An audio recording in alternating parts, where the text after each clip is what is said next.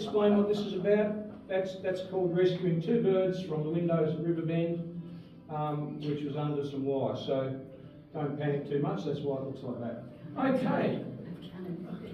This guy was really interesting because the most we know about him actually is contained in his obituary and whatever they wrote about on his 80th birthday. Most of that information we know comes from there. When you actually try to track him down in other ways, there's not a lot. And most of the pictures of him are around about the age of 65 through to 84 when he died.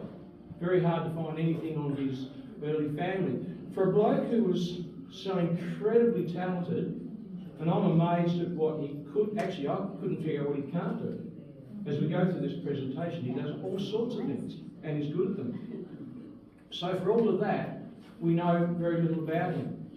And there'll be a couple of things that I think are surprises as we go through. So his real name was Henry Griffin Spicer. Griffin comes from his mum. But he was most commonly known as Harry, or just simply HG. And so when he got to Stanley, he was, until he died, there was about over half a year, over 50 or more years, where he was just committing himself to the community. I don't know how he had time for himself, because he just did so many things. He was on nearly every board that you could think of, and usually when he was on there, he was either president or chair or something like that. So this is a photograph of him on his 80th birthday. They don't know who took the photograph, but it's published in the Weekly Courier, and you could go find that if you wanted. We get that. Watching the radio. The reason we're doing this talk now is that we're 3 days past the 100 years anniversary of his death. So he was born December 1841 in Launceston, and so when we look at it, there's 100 years. That's when he was born from when he died. His parents, so that was his dad, Frederick George Spicer. He was a chemist from St John Street in Launceston, and he married Rosina Griffin on July the 6th, 1843. And if you look at that, and you look at when he was born, it immediately raises an interesting question. There's a puzzle here that I want to sort of talk about as we go on a little bit. Just because when I looked on Ancestry, I didn't just find one of the top trees, I found a number. Now, of course, the thing with Ancestry is once someone has a mistake, it gets perpetuated. But one of them says that his father was a Patrick Griffin, and the mother was Rosina Griffin, so who knows what that is. But then you go down to the other trees and they say the father was Frederick George Spicer. So there's actually some question about whether he was in fact Frederick's child. And I'm going to show you something in a minute that may suggest that he actually wasn't. It's simply an interesting fact. I mean, you don't build anything from it, but that's definitely in the ancestry trees. Anyway, going on, he had a sister, Mary Elizabeth Spicer. She was born in 1844. Had a brother, Frederick Bertram Spicer, and he was also a chemist. Chemists ran in the family. There was quite a lot of it there, obviously coming from Dad. Francis George was the next boy. He was born on November the 20th. And Annie Rosa was born in August 1851. She died 2 years later from scarlet fever. And they lived in St John Street. Now I've got a little bit of information about the children that you might find interesting. So his sister, she actually married a John Denzil Henry in New Zealand. And they had 6 children. When the brother Francis died, because he was living with Harry at the time, she was living in Hobart, and so she actually came up to the funeral. Outside of that, we don't know a lot about her, but she certainly came up with one of the children. Now Frederick, who was the chemist, was actually, he married a Mary, and they had a couple of children, but he actually ended up with dementia and got committed to the New Norfolk home, and he died within about 5 or 6 months of actually going into that. So he'd been putting up with these fits and things for quite a while. And so he eventually died. Francis, George, was the one who wasn't a chemist. He went to New Zealand and did other sorts of jobs. When he came back home, he arrived in Stanley to live with his brother, Harry. And he died there in Stanley and is buried in the cemetery, and you can see his tombstone. The interesting thing is you can't find Harry's tombstone, or you haven't found it yet, have you, Sue? It just doesn't seem to exist. Well, it says the records that we had that he was actually buried with Francis. He was buried with his brother. So again, I find for a bloke who was so incredibly civic-minded, that's an interesting one as to why that all happened. Okay. Now this is my reason for asking the question. I found Frederick's will. And he died on 29th of October 1872 in Launceston. He was aged 57. In his will, he specifically mentioned that during her life, my wife Rosina will get all my goods. And then after that he said it, and then it will be divided equally between my children. And have a look at the names of the children that are specified in the will. OHG. Frederick, Mary and Francis. For some reason, Harry was neither listed nor even mentioned. I don't know why. There was also a story in the Mercury that suggested that Frederick, when he died, was insolvent, so there wasn't really much of an estate at all. But again, I find that interesting, and one of the reasons could be that perhaps he was Rosina's child and not Frederick's. Make of that what you will, and if you're interested in puzzles, go search it for me, because I'd love to know the answer. I love historical puzzles. I think that's so important. All right. One of the things that Harry did really early on when he left school, and I haven't been able to find out the year he left, but one of the things he did was he went across to Melbourne and he worked for this newspaper, the Argus. So that was, he started in the printing, publishing business, particularly in the printing business. He came back from Melbourne to work in Launceston with Mr. Harris and his printing business. And then from there, he went down to Hobart to work with the Hobart Town Gazette. So he had a background in printing. And one of the things he did when he got to Stanley was he started a printing business. And this is one of the magazines that he printed. It's called the Parish Magazine. It's quite an interesting magazine to look at, and they are found in the Stanley Discovery Museum if you would like to look at them. But you can see 2 shillings and 6pence per annum, so you would sort of pay an amount to subscribe to this. It was only for about 3 or 4 or 5 years that they were published. Nice little photo of the nut on the front there. So he had his printing business in the same building that he was doing his chemist business. And they had some interesting characters. I think there was the Tin Lady and One-Eyed Bung or something. So there were these interesting characters, all sorts of stuff in there. Some news, some stories, and definitely some religious ones. It could have been he didn't publish it, he simply printed it. It could have been someone who was in the church, maybe St Paul's, who was printing it, not too sure. But that would be great. Look, if you want to go to the museum, have a read of them. I think you would quite enjoy seeing them. One of the things he did before he arrived in Stanley, this is the old Launceston General Hospital before 1881 when it got redone. He actually went and worked there in their dispensary for a little bit of time. So he started a medical degree but didn't finish. He worked in his father's chemist business and learnt a lot there. And he also went here and learnt a lot about dispensing medicines, all the skills that he was going to use when he got to Stanley. One of his interests was in the auxiliary, the Launceston Voluntary Auxiliary Force. I'm just going to find you something on this one. So that actually is a photo from the Australian War Memorial of the Launceston Voluntary Auxiliary Force around the time that he would have been in it. I don't think he's in the photo, but that is what it was like.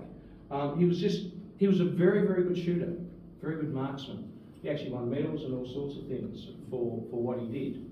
And this organisation started in 1860, and it was formed in Launceston. And he was one of the first groups in it. So I think there were 80 members, and he was one of those. Don't do that.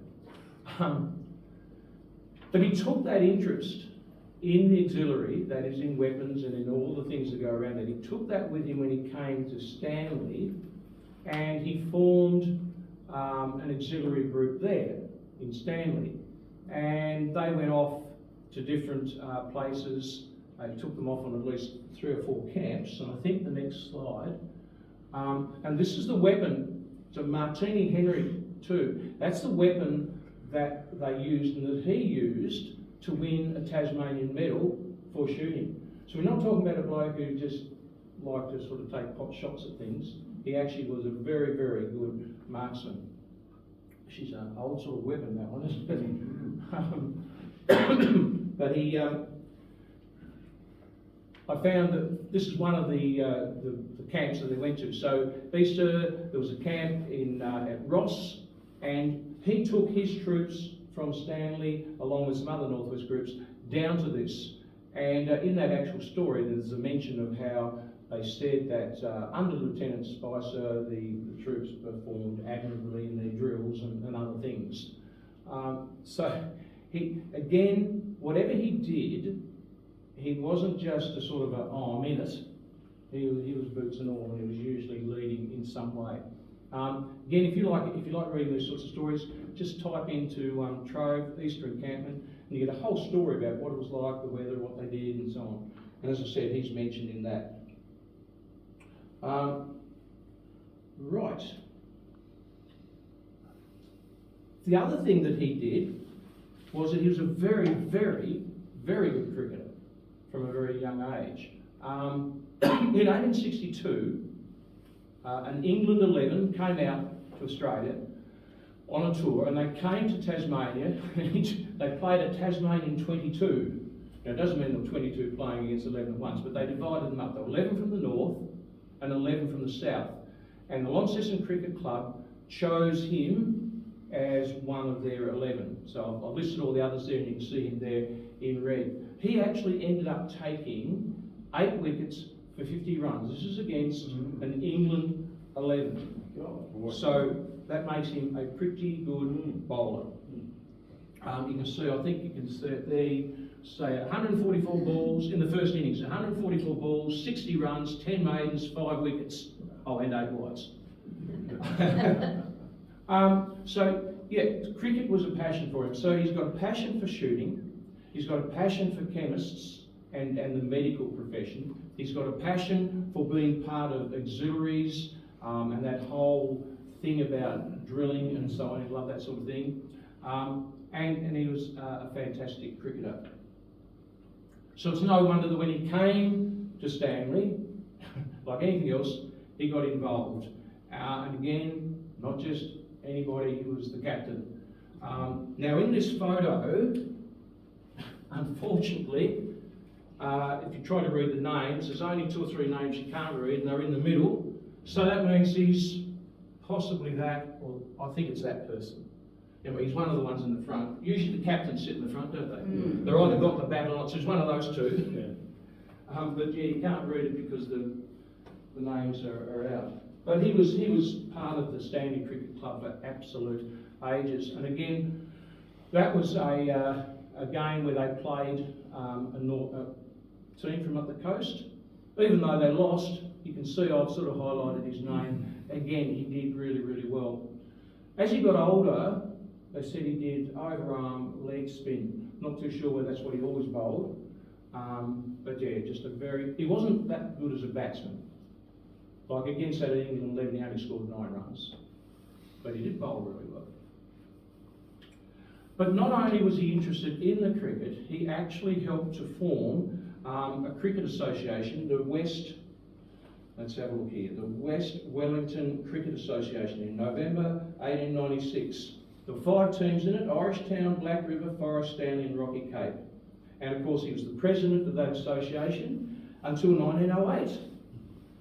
And in 1908 the Circular Head Cricket Association was formed, and he actually only stepped down as president when he became warden of Circular Head, so he would have continued going.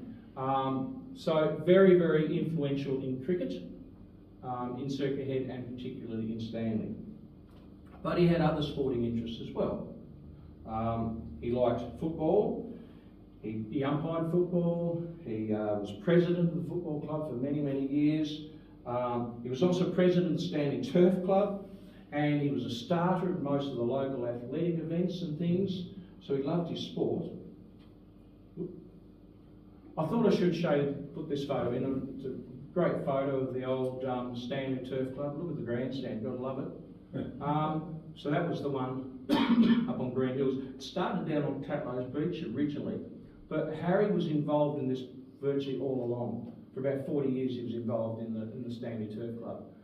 President, chair, taking time, all those sorts of things. So he loved his horse racing. And so what's he? So he's done cricket, football, racing. He also liked golf. Now obviously that's a new photo, just in case I'm not sure. But he loved his golf. And again, when the Stanley Golf Club was formed, at a meeting at the National Bank on the 19th of February 1909, he was their president. And a guy called A.B. Cow was the secretary and treasurer. And they put in a 9-hole course on the cricket ground, and then they opened the links on the 23rd of February of the same year. So there's not many sports that were being played at that time that he didn't get heavily involved in. He either played it or he was very involved in the umpiring and looking after and managing of it. Patrick, was the links that they established at the same location as the current course? Apparently, but I as I understand it, yes. Yep. Yeah. True. So that's there to give you an idea of what it looks like now. It obviously would look quite different in those days. These are the 3, Mr. Wells, actually Spicer in the middle, Jimmy King, 3 very important men in Stanley. But I'll put this one up simply to tell you a few other things. Where are we? He was an auctioneer. Okay, so for many, many years he was an auctioneer. And when they auctioned off his estate in 1934, so that was after his wife had died, so his estate was auctioned off. He had, as an auctioneer, he bought lots of stuff himself. So at that auction, they had a lot of stuff that he bought over the years. Plus, there was a full printing press with the type, everything that you need for a printing press, that was there. There was a stock of a sort of printing paper and writing paper. There was a medical and there was an agricultural library. So it was a pretty big auction. Now the auctioneer was a Mr. E. Gill. Is that Ernest? Yeah. Ernest Gill, yeah, I thought so. Mr. Ernest Gill bought 2 things at that auction. One of them was Harry's hammer, which I can't find a photo of. Wish I could, but didn't find that.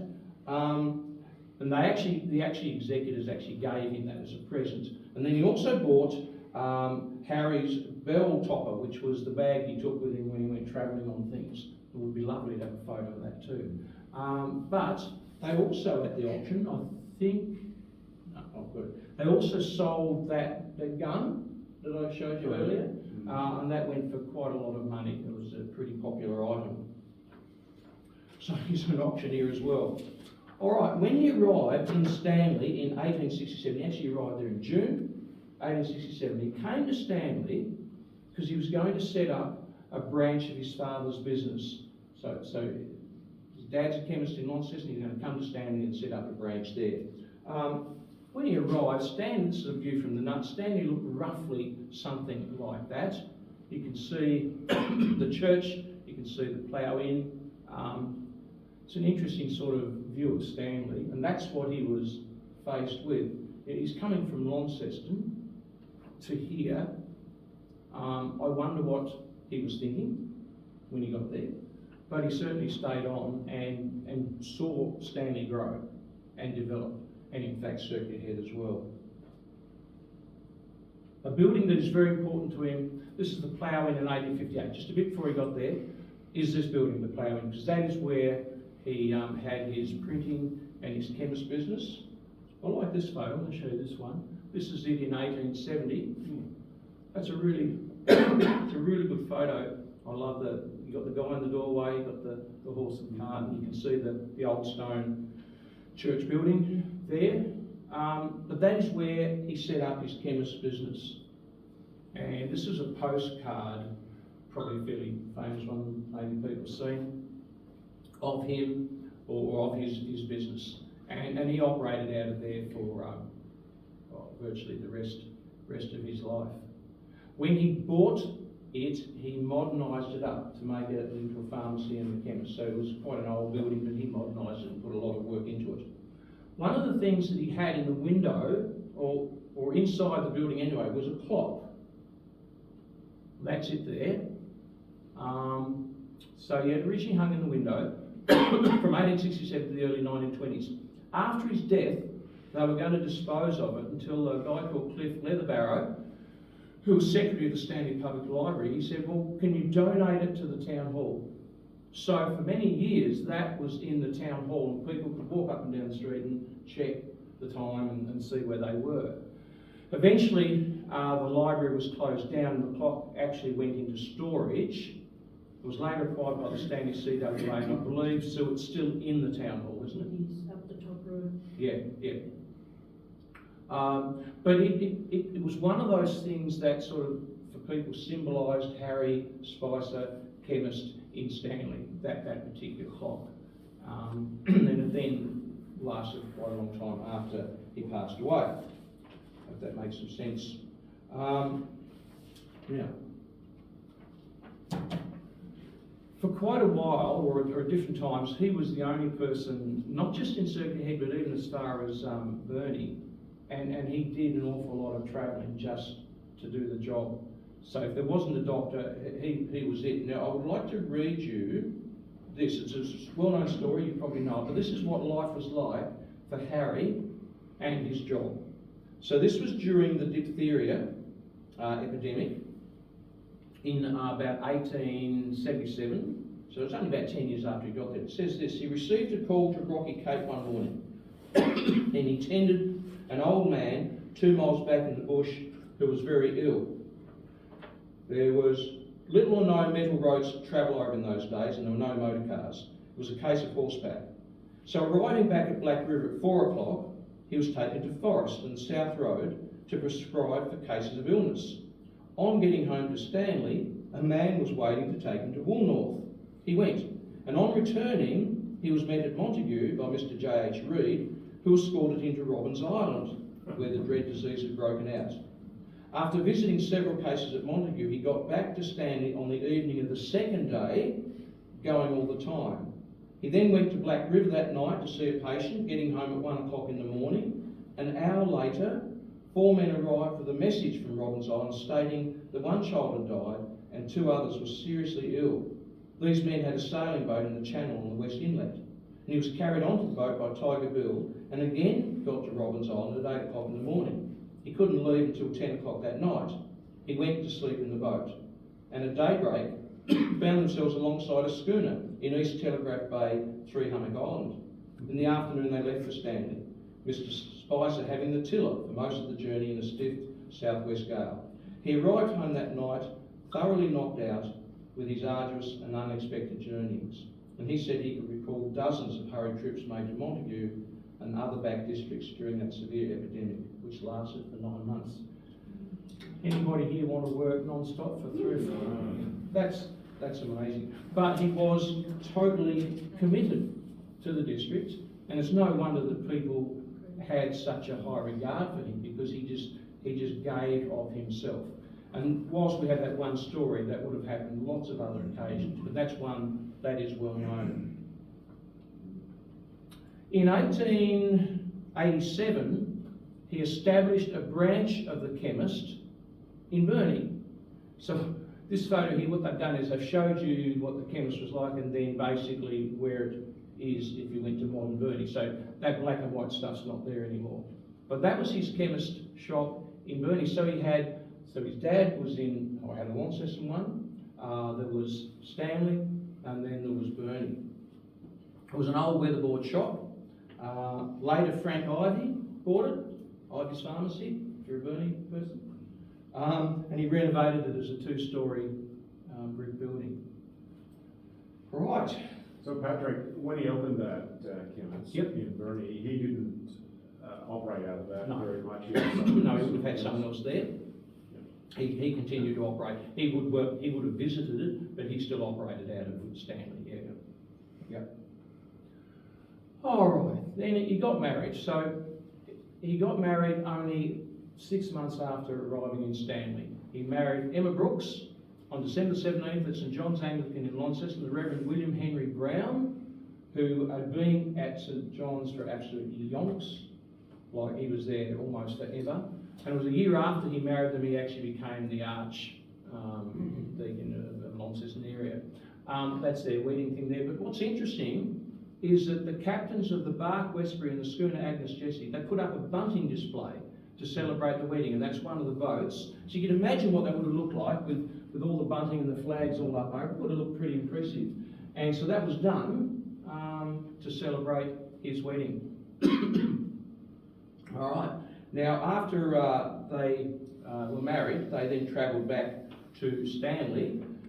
They travelled in a very small boat, and they spent Christmas and New Year's Day en route. So one way to have a honeymoon on your boat, travelling back to where they were going to live. Excuse me, is Yeah. that age 2 years there?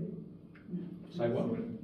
27. 27 and Oh, 24. I thought I got that. Yeah, no, that's that would have been interesting. Yeah, 27 and 24. Chemist, spinster, and so on. I do like finding those old documents. I just think they bring life to people's lives, and it's good that we're able to find those sort of things. Mrs. Spicer, you sort of, well, they didn't have any children, and I would suggest they were too busy. No, I'm being flippant there, but they actually didn't have any children. But she was as busy as her husband. She got really involved in Stanley, and she was very well liked, and she was a pianist. So she would play at lots of dances and concerts. She was the organist at St Paul's. And at the beginning of the war, she was actually the president of the local branch of the Red Cross Society. And guess what? Harry got involved with her. But this time she was the president, and he was just a volunteer. He let her do those things. But they both had a real interest in military affairs. And apparently at his 80th birthday, he took the opportunity with all the guests who were there to suggest that a soldier's memorial would be a really good idea. Let's have a whip around. So the hat went around, and they raised some funds. They raised £50 for a soldier's memorial, and he actually was very active in getting that memorial up and running. And they did a lot of collecting for soldiers and so on. Again, just part of being civic-minded. He was very involved in the building of the new town hall in Stanley. This is a photo where they were going to lay the foundation stone, the event in Stanley. Someone's come with a horse and cart, and you can sort of see different bits and pieces. But under the foundation stone, they laid a whole lot of things. Mr. Spicer and a few other people, they put photographs and all sorts of bits and pieces under the stone. Stop it. Has anybody ever been able to get back under the stone and see? Wouldn't it be lovely? Not that I know of, no. It'd be great, wouldn't it? That was what was built. Lovely, lovely photo. I love that one. Found that in the Tassie Mail, November 13, 1913. A photo of it. But yeah, he was one of the prime movers in getting that built. And one of the reasons he did that was he loved music and so on. So one of the things they did very early on after they had the town hall was they put on an operetta called A Nautical Knot. And That's the cast. Now you can see Harry standing on that end. So his job, he didn't sing and he didn't dance, but what he did was he managed. He was the general manager of that particular operetta called A Nautical Knot. And he's also, you see him standing there again, the orchestra is at the front. Now the lady on the far right, sitting down, is Mrs. Cranswick. She's very well known in Stanley as a piano teacher, but two of her boys, Jack and Thurston, went to World War One, and neither of them, well, one came back but died very early after, but they both died as a result of the war, so that's very sad for her. She was I just found that interesting to find those connections, but she was part of this as well. Yeah, so Harry actually had a job in the second act. His job was to get on stage and to introduce the Bower scene, and he introduced it and then they played it. So very active, he loved that sort of thing. He was the choir master at St Paul's for quite a long time, and did all sorts of things with musicals and operettas and things. Okay, oh by the way, if you ever want to read about that and find out what the whole thing was about, I can give you the Trove link and you can go read it, because I didn't bother summarising. It goes on for two or three pages of just describing what the act was about. It was a big thing. It was packed out. They, I think I've got somewhere here, they took 33 pounds, which would have been a fair bit in takings. And he had a niece called Miss Wright, and she was involved in the wardrobe department. I'd love to find out a bit more about her, because the rights were quite important for quite a while. But anyway, all right. This is the Stanley Reading Room. Again, he was very involved in this. So he loved literary things. I said he'd already loved operas, and so he was very much into all of that, and got very involved in the reading room and setting it up. This particular one was destroyed by fire, I believe, in 1905, and then in it was the library as well, and then the library went into the town hall. If you want to have a look at that picture, go to the Stanley Discovery Museum, and it's there. That's it. What Harry did was he donated it to the library. You've got those two photos. That's the laying of the foundation stone for the public reading room. That's the reading room. That's the one we saw for the town hall, and then the town hall. So that's a beautiful set of photos, and he donated that to the library, and it's now hanging in the Discovery Centre if you go there. All right. When the Local Government Act was passed in 1906, it brought into play the municipal system that we have today. We understand we've got wards and people vote and so on. So they held elections, December 1907, and Harry was elected as a local councillor.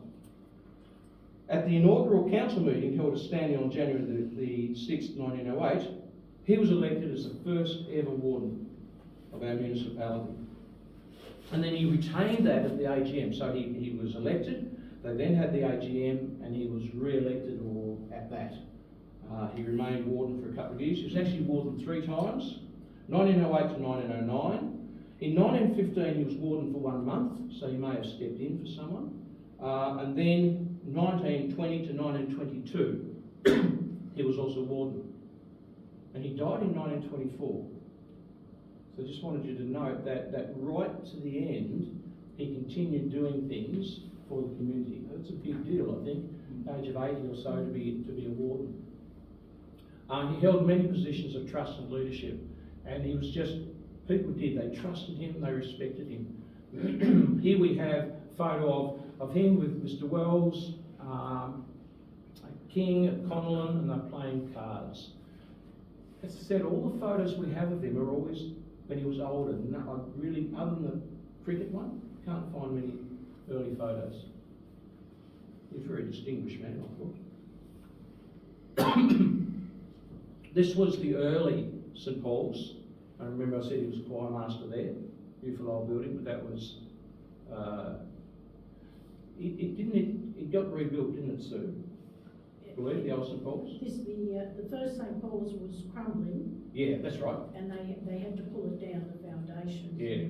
The ivy was the only thing that was holding it up. So they had to pull it down. Yeah. And the community actually rebuilt it. They raised funds to rebuild it. And so looking at the costs, they decided instead of stone, they'd go weatherboard. And that's the current church that's there now, and was built 1886, 1887. Yeah, right. So he was very much involved in the church in all sorts of respects. So I'm just going to read you this list of things that he did. Okay, so we know he was a warden. He was also a coroner. He was a justice of the peace. He was a chief magistrate. He was a government registrar. He was a government road inspector.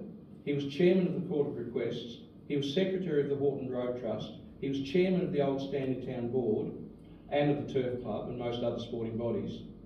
He chaired the licensing bench. He'd been a justice of the peace since 1882. And he was for years a member of the Old Town Board and the Cemetery Trust. That's a lot of stuff for someone to do. Quite amazing. He also was instrumental in getting the bank, the first bank into Stanley. That bank was originally, when he first got them there, they were in his building. And then they were able to build their own, which was an older building there. That's a lovely old photo, that, I think. But yes, he was instrumental in getting the bank to come. That was in 1886. In 1887, they bought their own block and they built that. And then in 1905, they replaced it with a brick building. Now, I told you that he was a road inspector and a secretary of the Horton Road Trust. Apparently, every recommendation he made for money to be spent was never rejected. Okay, so he was trusted enough that he could hold people's attention enough that, yeah, if he made the recommendation, they trusted him enough, and it was never turned down. There was an interesting trial. The Table Cape Marine Board had been taking ballast from the beach near the VDL grant. The VDL had allowed them initially to do it, and then they decided, hang on a second, that's on the beach, that's ours, we want money for it. So it went to trial, and Harry was a witness. I'm going to read what was said. I thought it was quite funny. Where was it here? So he was talking about the ballast and how there was nothing going wrong with it. Anyway, the lawyer said, "You're a chemist of Stanley?" "Yes." "And secretary and inspector to the Horton Road Trust?" "Yes." "And secretary to the Main Road Board?" "Yes." "And general poobah of the district?" "Yes." And it was laughter at the same time. It was written down. Then the guy said, "What else?" He said, "Nothing else." And then he went on with his with his information. So, but it does illustrate just how important he was in the district. It seemed in that trial as if the court decided that the VDL grant didn't extend to the beach, and so the Marine Board was fine with what they're doing. But it actually then got taken on appeal to the Privy Council. In today's case, it would have gone to the Australian High Court. In those days, the Privy Council. And they ordered a new trial, and I never did find out what the result of that was. All right. Harry said that the greatest compliment he ever had was to be invited to perform the ceremony of opening this line, because what it was really doing was it was connecting, or starting to connect Stanley all the way through to Hobart. And so you can see him standing there. Love the old train. And what a great backdrop under the nun like that. Yeah, so that's found. You can find that one in the Weekly Courier in 1922. He was 81 at the time, but he said that he felt that was the greatest compliment that was ever paid to him, to be asked to do that. The first show that was held in Circuit Head was actually held here in Smithton, and it was on the corner up there of King and BP corner. yeah, the BP corner. And he was. This is a 1905 photo. There he is at the back. with that beautiful beard that he had.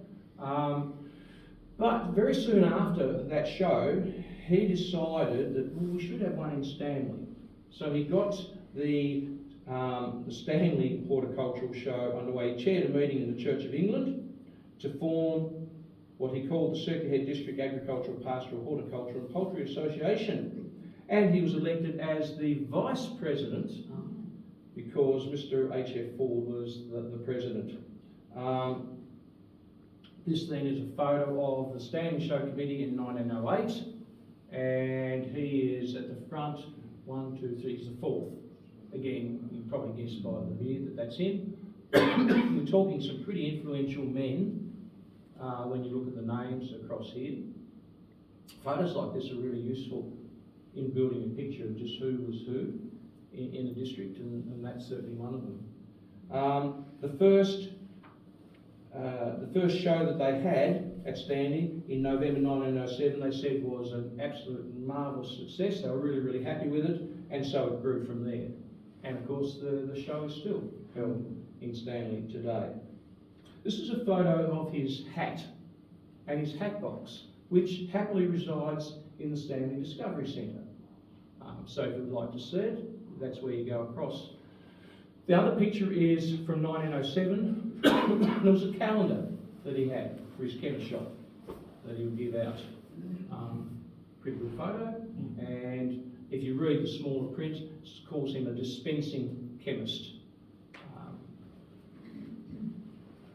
All right, he was coroner for this story. I'm sure you've heard this story. This was the one where the guy called John Butt was murdered by one of the Langmaid brothers. So who's heard the story? Yes, some have. Yeah.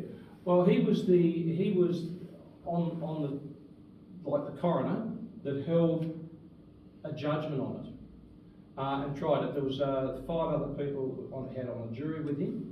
But it was a very sensational story. And he decided in the end that yes, John had been murdered, but was unable to decide who had done it.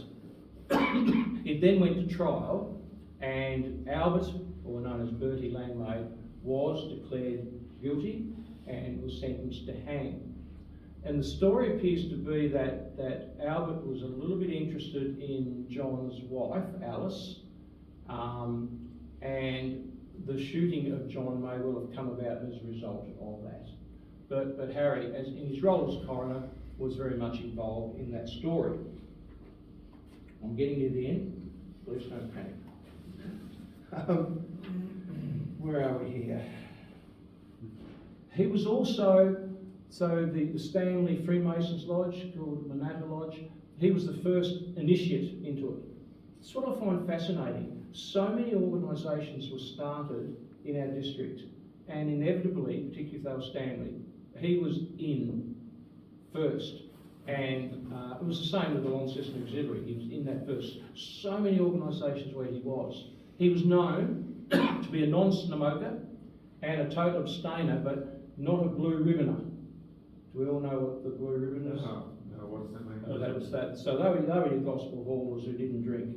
So he was, in other words, he didn't smoke, he didn't drink, but he wasn't one of those fanatics. I find that quite interesting. He was well respected even in his declining years, but he was still an imposing figure. So this is 4 years before he passed away. This photo here. This is something that was said at his 80th birthday.